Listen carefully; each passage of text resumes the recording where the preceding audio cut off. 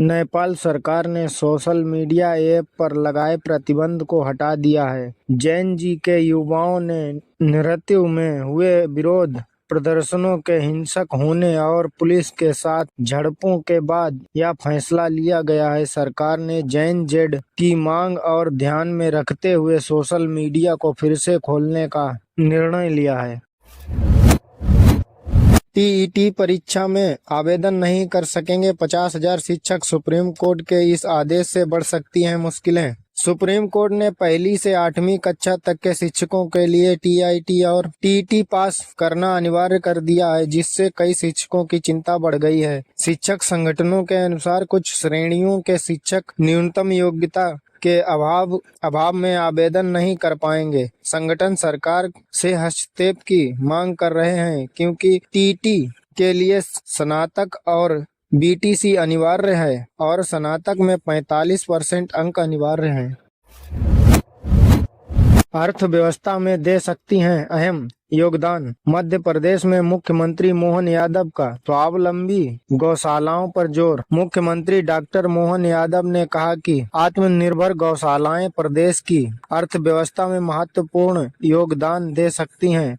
गौशालाएं गोबर गौमूत्र से धन अर्जित कर संपन्न बन सकती हैं। उन्होंने दुग्ध उत्पादों सहित गौमूत्र गोबर से निर्मित सामग्री के बिक्री की व्यवस्था विकसित करने का निर्देश दिया। गौशालाओं में सौर ऊर्जा से विद्युत उत्पादन करने पर भी जोर दिया।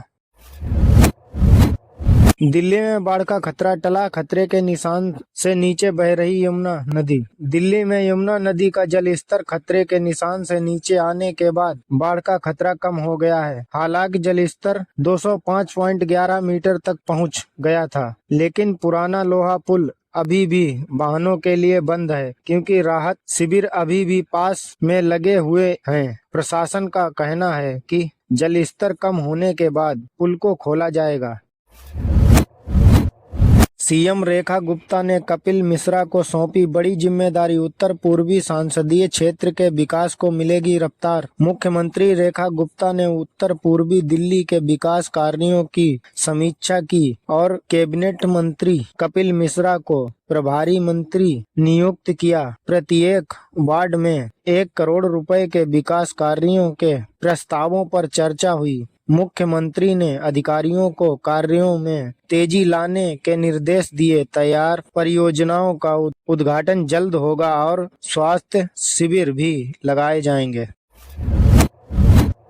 उपराष्ट्रपति पद के इस्तीफे के बाद जगदीप धनखड़ ने सरकार से मांगा बंगला, जल्द मिलेगी लुटियंस दिल्ली में जगह। पूर्व उपराष्ट्रपति जगदीप धनखड़ ने पद से इस्तीफा देने के बाद सरकार से बंगला आवंटित करने का अनुरोध किया है। उन्होंने आवासन और शहरी कार्य मंत्रालय को पत्र लिखकर सरकारी आवास की मांग की है। वर्तमान में वे अभय चौटाला के फार्म हाउस में रह रहे हैं। मंत्रालय जल्द ही लुटियंस दिल्ली में बंगला आवंटित करने पर विचार कर रहा है, लेकिन अंतिम निर्णय अभी बाकी है।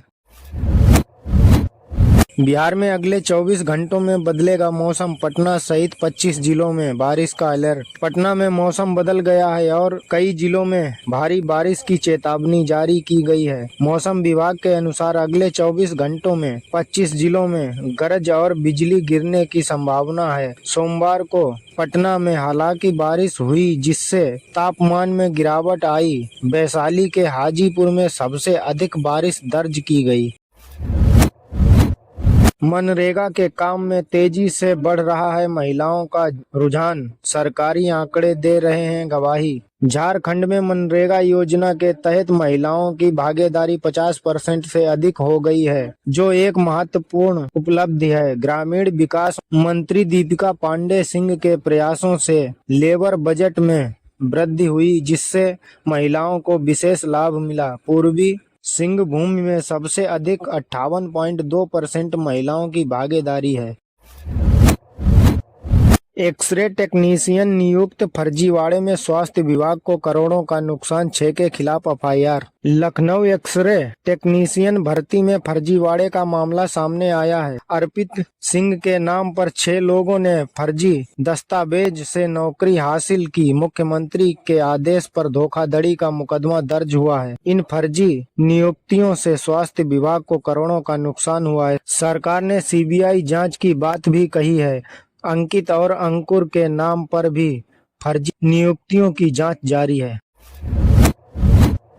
दिल्ली विश्वविद्यालय में एनसीबी की विशेष कट ऑफ जारी, दाखिला प्रक्रिया शुरू। दिल्ली विश्वविद्यालय के एनसीबी ने बी और बीकॉम में दाखिले के लिए स्पेशल कट ऑफ जारी किए हैं। यह अंतिम कट ऑफ है जिसके तहत पहले दाखिला न ले पाने वाले छात्र भी आवेदन कर सकते हैं। 15,200 सीटों में से 11,600 पर दाखिले हो चुके हैं। कट ऑफ 5वीं कट ऑफ के सामने है। बीकॉम में सामान्य वर्ग के लिए सीमित विकल्प हैं।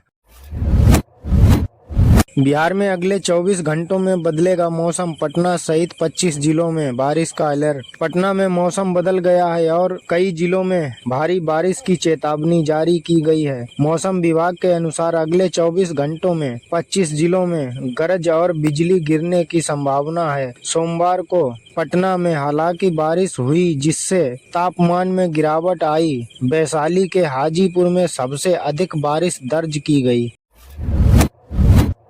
निजी विश्वविद्यालयों एंड कॉलेजों में मान्यता व प्रवेश प्रक्रिया की होगी जांच। अनियमितता पर होगी कार्रवाई।